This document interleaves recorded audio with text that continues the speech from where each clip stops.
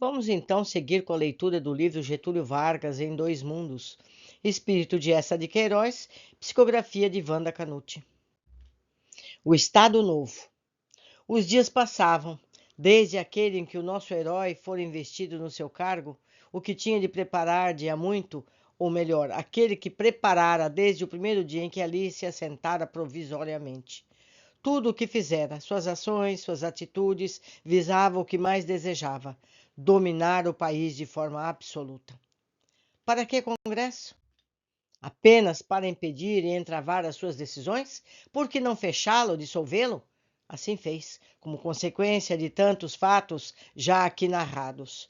Os seus companheiros o ajudaram, aqueles que mais de perto tinham em si os anseios de absolutismo.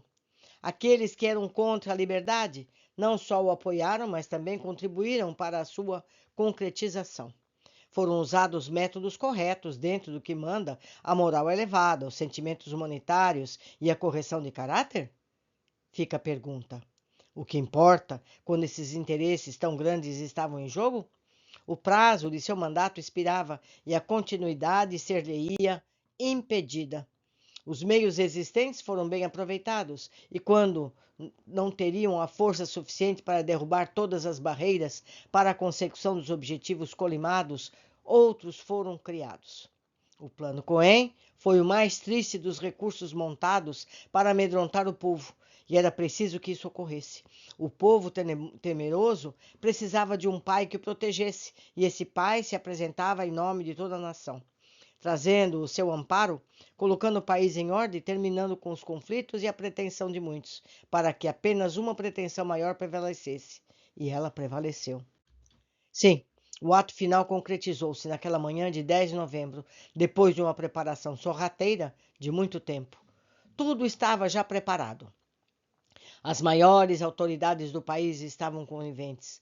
Não haveria revolta, só haveria reação, não haveria nada a impedir, pelo contrário, ele seria o salvador da nação, no momento em que muitas forças se apresentavam para querer dominar o país, principalmente as forças comunistas, como assim apresentava o Plano Cohen.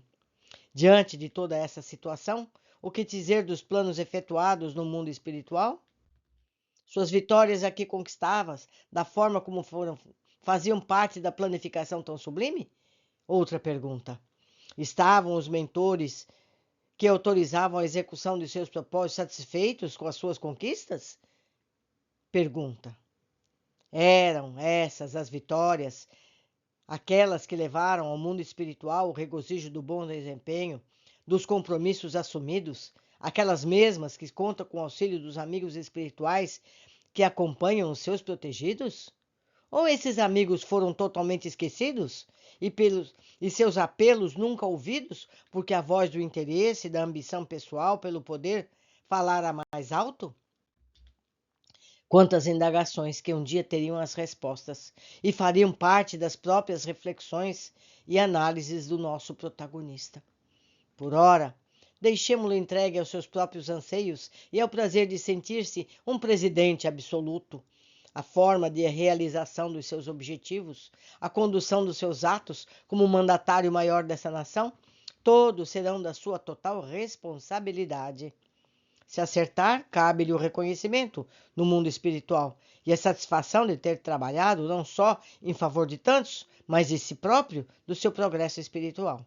Se errar, cabe-lhe a responsabilidade dos compromissos assumidos e não cumpridos. Não seremos nós a julgá-lo. Mas deixemos as considerações e voltemos para junto daquele que não teria mais empecilhos a entravar seus propósitos. Era o governador absoluto e todos lhe deviam obediência. Os governadores voltavam a ser invertores, subordinados ao governo central, uno e forte. Todo o poder emanava de um mesmo ponto, que se localizava num gabinete do Palácio Guanabara, onde se assentava o nosso herói, Getúlio Vargas. Tudo estava como ele desejava há tanto tempo. A nação foi notificada das suas justificativas, como vimos. As ações começariam a ser praticadas, as atitudes tomadas, seguindo o que prescrevia a Carta Magna da Nação, diferente e elaborada de antemão por aquele que lhe dera força e ajudara intelectualmente na articulação do golpe, assegurando-lhe ampla liberdade. Logo na manhã do mesmo dia do golpe, ela lá estava para quem quisesse tomar conhecimento, já publicada no Diário Oficial, trazendo em si os pontos necessários para que o governo, agora absoluto, tivesse todo o controle da nação, sem que ninguém interviesse em seus atos. Por algumas de suas disposições transitórias, o governo poderia estatuir no país o estado de emergência, em consequência do qual teria o direito de, se necessário ou conveniente lhe fosse, agir contra o que se constituíssem em embaraços pretendendo-os ou mesmo desterrando-os, até a imprensa seria censurada. Nessa liberdade ampla que a Constituição lhe outorgava, poderia, pois, retirar legalmente qualquer entrave que tentasse impedir a sua caminhada, mesmo que esses entraves fossem seres humanos. Foi criado o Departamento de Imprensa e Propaganda, através do qual seria efetuada a repressão aos órgãos de imprensa, cujas publicações passariam a ser censuradas. As greves também foram totalmente proibidas. Devemos, pois, reconhecer que o chefe do governo do Estado Novo trabalhava, apoiado em dois pontos importantes: os seus verdadeiros anseios nacionalistas, estimulando-o a estabelecer profundas reformas no país, e os seus anseios de ordem pessoal. Entendia que as transformações operadas no concerto geral das nações desenvolvidas, onde a democracia e a liberdade viam-se ameaças pela infiltração comunista, teriam aqui também seus reflexos. Este país não poderia ser diferente dos modelos europeus, mais precisamente da Itália, da Alemanha, que lutando contra essas forças estabeleceram o fascismo e o neonazismo, trazendo em seu bojo o governo ditatorial. As instituições se enfraqueciam e antes que deterioradas perdessem a sua idoneidade, deixando que as forças comunistas delas se apossassem. Foi efetivado o golpe, que ao mesmo tempo atendia de outro ponto, mais pessoal que político, mais íntimo que nacional, o anseio de Getúlio Vargas pelo poder, pela sua permanência no governo. As instituições já deixavam de atender às necessidades da população, em crescente aumento, particularmente a das classes trabalhadoras, que careciam de condições adequadas de vida através de um amplo programa social que lhes propiciasse uma sobrevivência digna e estável para atender a essas reais reivindicações. O poder não poderia se dispersar, mas partir de um ponto único, sólido e convicto, centralizando, como foi o legislativo e executivo, reprimindo todos os anseios de liberalismo. A industrialização crescia.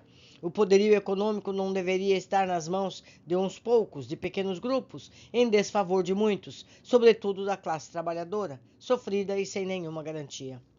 Tudo isso o governo defendia, com as prerrogativas que lhe conferia na nova Constituição. Trabalhava assim, conformando as suas decisões com a necessidade de acomodação político-administrativa, tentando harmonizar seus anseios patrióticos com outro, muito forte e secreto, o fascínio pelo poder e a vontade intensa de permanecer no governo e nele continuar o quanto pudesse, utilizando-se de todas as armas. Equilibrando-se entre esses dois polos, desenvolvia as suas atividades e muito conseguiu realizar, colocando ordem no país no momento de tanta conturbação, criando condições ao seu progresso, dando segurança às classes trabalhadoras. Em vista disso, conseguiu manter-se no seu posto por um grande espaço de tempo. Algumas medidas de tal importância foram tomadas no ano seguinte, 1938, satisfazendo seus objetivos de desenvolvimento nacional. Dentre elas estão a regulamentação da importação e exportação de petróleo, através da criação do seu Conselho Nacional, criação do Conselho Nacional das Águas e Energia Elétrica, do Banco da Borracha, dos Códigos de Minas, de Águas, de Ar, ampliou-se a competência do Instituto do Açúcar e do Álcool, estabeleceu a nova moeda, o cruzeiro. Meus amigos, se por um lado ele faz a coisa certa, por outro ele erra, por que não alternar no poder e um vai seguindo o que o outro faz, não é? Mas o egoísmo é assim mesmo. Continuamos na próxima leitura. Por enquanto, abraços.